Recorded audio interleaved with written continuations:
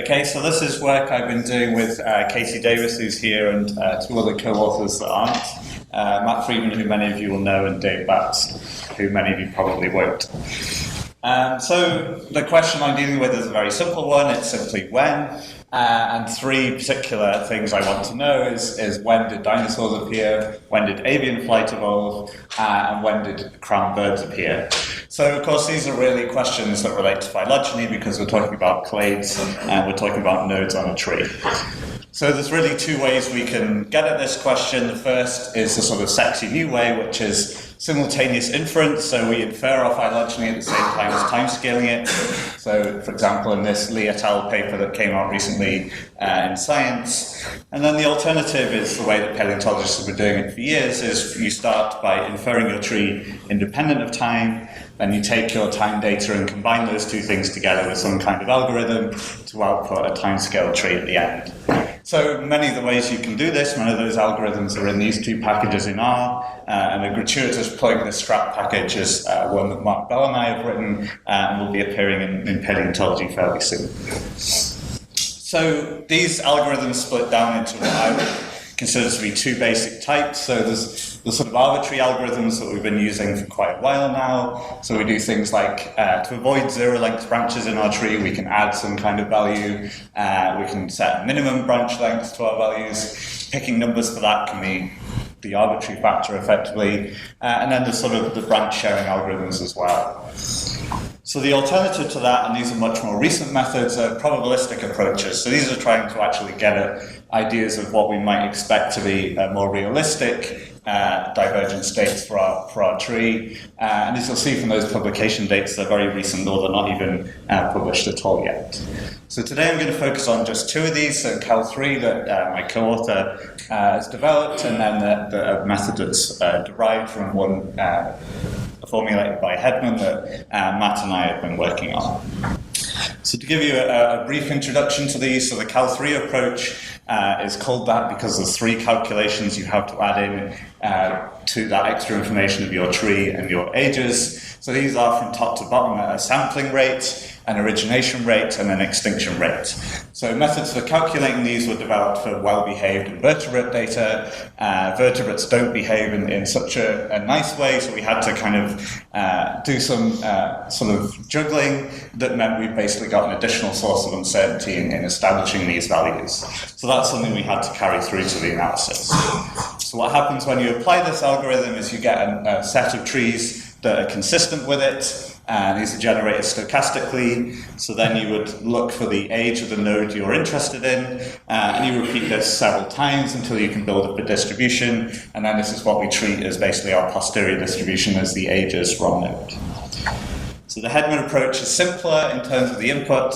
So you have a target node that you're interested in, and all you're really looking at is the sequence of the outgroup ages to that node. So there's big gaps between your outgroups, you expect an older date and less certainty. If there's smaller gaps, you expect a younger date and more certainty. And so this more directly gives us a posterior distribution of ages, and this is basically a Bayesian method. Oops. So to do this, we need a phylogeny, and so the phylogeny we're going to do is effectively the third iteration of the dinosaur supertree, and as the title suggested, this is very large, and this relates to the point Dave made in his talk, that we're describing dinosaurs at this phenomenal rate. So these are the two previous iterations, and this tree is bigger than those two combined. So I now have a more formal approach in terms of how I do this, so we can call this a workflow, or I've called it a pipeline here. So it starts off by collecting a bunch of data. So these are source trees, effectively published analyses. A lot of metadata is collected associated with that. Then you have to come up with some kind of taxonomic scheme that you're going to have as the authoritative scheme. So that comes from the paleobiology database, effectively a meta-taxonomy. And this is also the source of the age data. So the next thing you might want to do is say, well, which of these data sets do we want to include or exclude? So, for example, the older data sets we might not want to include, but one reason you might want to include older data sets is to increase your taxonomic coverage. So effectively what the approach I've used is to maximize taxonomic coverage, so how far do you have to go back in study time in order to include as many taxa as possible? And the answer at the moment for dinosaurs is 1998, so effectively there's a taxon that was included in a tree back then that hasn't been included since. Another big thing that I did differently this time is previously we used the consensus tree as an input. This time we're using all of the equal optimal topologies as our input, so that's basically carrying a lot more phylogenetic information forwards. We also included taxonomy as in our tree, so some people do this with super trees as a way of constraining it as a backbone to the tree. We didn't want to do that because we'd rather have the phylogenies themselves tell us the story. But this can create basically additional overlap that can be quite important in terms of resolving things. The next thing we did is applied safe taxonomic reduction. So with super trees, this is basically very commonly will come up with taxa that you can basically remove prior to inference, which will basically save you some computing time, and these were reinserted afterwards. So Mark Wilkinson's software is pretty ancient now, so I've been basically working on a package that does a whole bunch of other things, but it's available on GitHub for those of you that want to play with it, but it does safe taxonomic reduction as well. So the next thing is we did some weighting. So in the previous supertree work, we down-weighted dependent analyses, so analyses that drew from the same source matrix, and then up-weighted independent analyses so they were equal. We've done some other things here, so we down-weighted the taxonomy versus the phylogenies. We want numerical analyses to have more power effectively in telling us the answer than just a set of taxonomic opinions. And the other thing we did is up-weighted more recent analyses over later analyses. Over older analysis, I should say. So once you've done all of that, you basically generate a matrix and you can hand that to TNT, let it run for a long time on multiple cores, and then you get basically your tree at the end. So obviously this is far too big for me to go through here. I'm just going to show you the strict consensus. One point that is worth noting is we have a giant polytomian sauropodomorphs, so they're still the big problem, if you like, in terms of dinosaur phylogeny. So we took 100 trees sampled from that forwards for dating, and I'm going to show you the results now. So on the x-axis here, we've got a timescale going from the Permian on the left to the Cretaceous on the right. I'm going to show you the Cal3 results at the top and the Hedman results at the bottom. So here's what we get for that dinosaur node, so basically the base of our tree. And we can see we've got basically the highest posterior density is in the early and middle Triassic. So perhaps reasonably, what we might expect reasonably from beforehand. But we can see there's also a tail there disappearing off into the Paleozoic. And because we have a posterior distribution, we can drop in the Permo-Triassic boundary and ask the question, what's the probability of Paleozoic origin for dinosaurs? So we see here for Cal3 it's 2.6%, for Hedman it's 9.6%. So for some typical values of alpha, we effectively wouldn't be able to reject the possibility of Paleozoic dinosaurs. But it turns out this result hinges on a taxon called Nyasasaurus that's either the oldest dinosaur or the sister taxon to dinosaurs, or in theory it is. So in our tree it came out as a dinosaur, and this affected that result, so we pull it out instead and push it to be the sister taxon to dinosaurs. We find we push those ages forwards. The middle Triassic is now much more likely to be dinosaur origin, and we dramatically reduce the percentages in terms of the chance of those Paleozoic dinosaurs.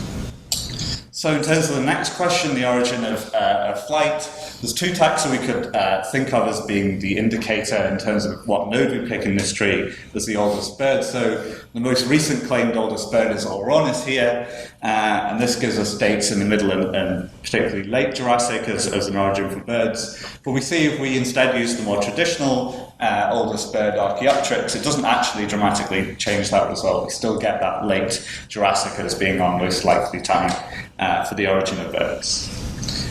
So that last question is crown birds, and here we see, although we've got a late Cretaceous state for both of these methods, we get some quite different shapes in terms of the distribution, and we've got less certainty effectively around our date for the Hedman approach. But because crown birds are a node we can get at in other means, we can collapse those distributions just to basically 95% confidence interval or highest posterior density, and we can then compare those to a set of molecular clock dates. This is taken from the time tree of life, and we see there's some overlap there between at least our Hedman method and some of those molecular clock dates. But we can also compare them to those simultaneous inference type dates. So these are taken from the Lee et al. Paper in Systematic Biology, which is effectively assuming a morphological clock. And And what we see is our probabilistic dates are younger effectively than both of these. So if we prefer those as our answer, it means we would have to accept more or higher, with the same amount of molecular and morphological evolution would have to take place in less time. Effectively, we'd have to have higher rates of both morphological and molecular evolution. So just some conclusions. Calthree and Hedman at least seem to agree with each other quite well. Of course, that could just mean they're both equally bad. But some general features that are worth noting is Hedman dates seem to give us basically a wider confidence interval, probably what we'd expect because there's less information being given to that method than the Calthree method. The probability of Paleozoic dinosaurs is contingent on that Nyasasaurus taxon, but we're all familiar with these sort of incongruous-looking pictures in books, but it turns out that probably is quite improbable. So in terms of the origin of birds, there's still sort of some controversy in terms of the relationships and what is the oldest bird. That Orornis taxon has now been found by some people to be a troodontid. Archaeopteryx has been moved around the tree a lot as well. But in terms of the age of origin, the origin of flight, it doesn't seem to affect things, at least in terms of what we're doing at the moment.